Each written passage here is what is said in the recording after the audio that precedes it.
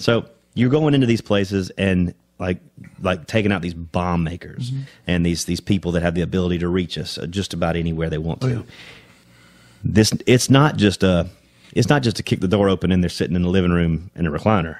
Oh. These places are wired up. Yeah, we would. There's a lot of this stuff was secret, top secret back in the day, and I really hope it's been declassified.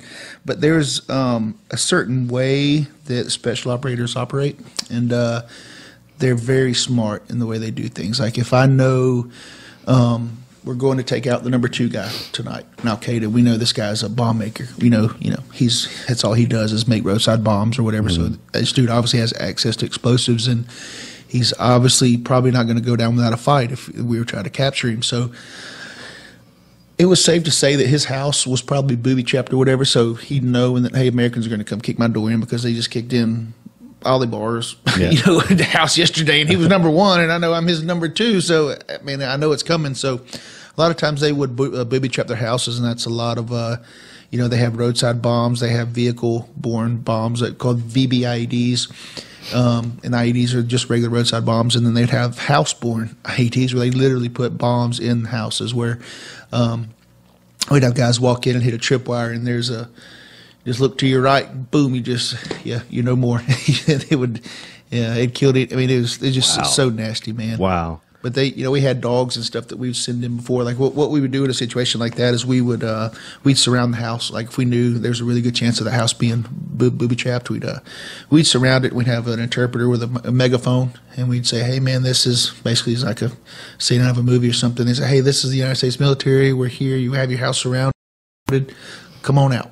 And sometimes they'd come out, sometimes they wouldn't. Well, we would know if they're in there because we have drones in the air with, hey, we got 6 people inside because we can infrared capabilities, and they can see the heat signatures, right? Yep, but they have no idea that we know they're in there or whatever. So it's like, hey, we know there's 3 of you in there. Come on out. Yeah. And so finally you they're in the corner, you on the chair, and you in the bathroom. Come on. It looks like you're laying down. Go ahead and get up, bud.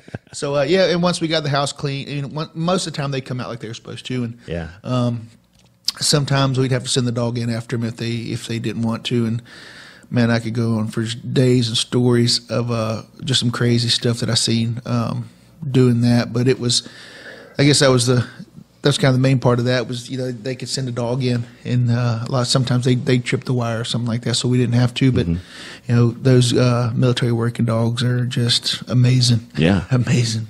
And you weren't doing this. You didn't do this for a couple weeks. This was day in, day out. For how long? Like 8 or 9 months at a time. Wow. Like if not every night, it was damn near every night.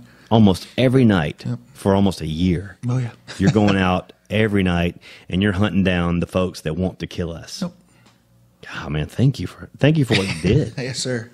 And you're part of a fraternity of combat photographers. Oh yeah. I mean, those guys, I imagine you guys are still pretty close today. We're very close. I tell you, unfortunately, they say that 22 veterans kill themselves a day, and we have been, we've had it rough in combat camera lately, man. There's, we've had it rough lately. There's been 2, I'll say loved ones because, we love them. 2 loved ones. It's family. One about 2 months ago, and then a buddy, really good friend of mine, Jimmy Harper, he just, he wound up killing himself a couple weeks ago, and he was the guy that people looked up to, and he really taught me how to roll with special forces, and he really, literally kept me alive because if it wasn't for him, I wouldn't have known what I was doing, and I probably wouldn't be here, to be honest with you. So for somebody that's such a good warrior like that to come home and to live through all the worst stuff that we've been through, to come home and let those demons kind of catch up with you is it's tough. I'm not going to say I don't understand it because honestly, I tried to kill myself once, and over this. Yeah, just Iraq stuff, and it's just there's a lot of things about taking a picture that you don't really think about at the time because it's just a snapshot in your brain. I've went through a lot of therapy, and therapists are like, when you take that picture, you don't think about it. That's actually ingrained in you. So, and not only am I taking the picture, but you have to come back and upload it in Photoshop, and you have to look at it a lot. And then a lot of times the stuff is just you have it saved in your files and stuff, and you're seeing it. Not that it's really you're noticing it until Yeah. after. Because when you're over there kicking indoors every night, you don't have time to think about, oh, poor me. Like, you're thinking, hey, man, how am I not going to die? Like, how do I do my mission? Like, how do I not suck at what I'm doing so I can be effective? You know, you don't want the last thing you want to do is go over there and be not effective. So, yeah, it was tough. These pictures that you take, they don't see, the public eye doesn't see these. No, it's not like BBC or CBS reporters with their little helmets on doing the reporting, and they've got pictures of like this terrorist, like al-Zarqawi or Bin Laden. They've got pictures of them, you know, like this was them. You know, those aren't your pictures. That's not. Those are totally classified. Yeah. Right? And that's what we use. Our military leaders use to figure out their next move. Yep. Well, I tell you, on the flip side of that, I did actually have some photos that were in like Newsweek and stuff like that that actually were published because the enemy has counterintelligence also. So if whoever holds the information wins here, kind of like the games. If the bad guys can tell their countrymen, hey, these Americans are here for bad reasons, and they're going to push out photos of dead little kids and stuff and say, hey, look, the Americans are killing us, blah, blah, blah. Help us fight them. You know, well, no, we're going to put out something that says, listen, here's why that little kid died. You know, it's because these bad guys are doing this or whatever. And it's really, the counterintelligence over there is huge, and the psyops and stuff like that is something that people don't really think about. But it's a huge part of the mission. A lot of the photos that we did for psychological operations and stuff like that.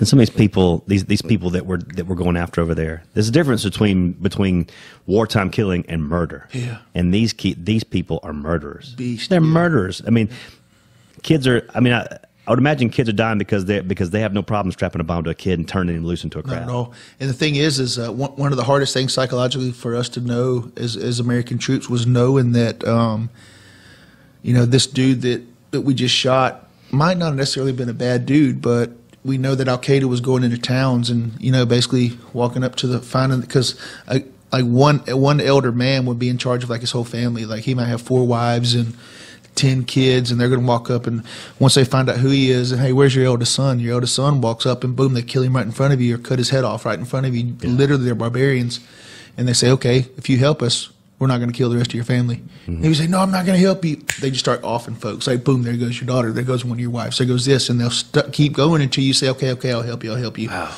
Well, then they strap a bomb to your chest and say, hey, next time you see an American convoy come through, we want you to walk up to them.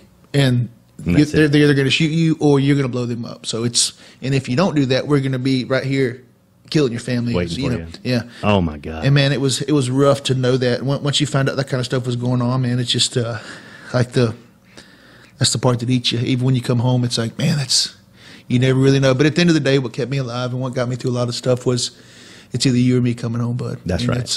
Yeah. That's right. It's as bad as that sounds. It was. And I'm going home. Yeah.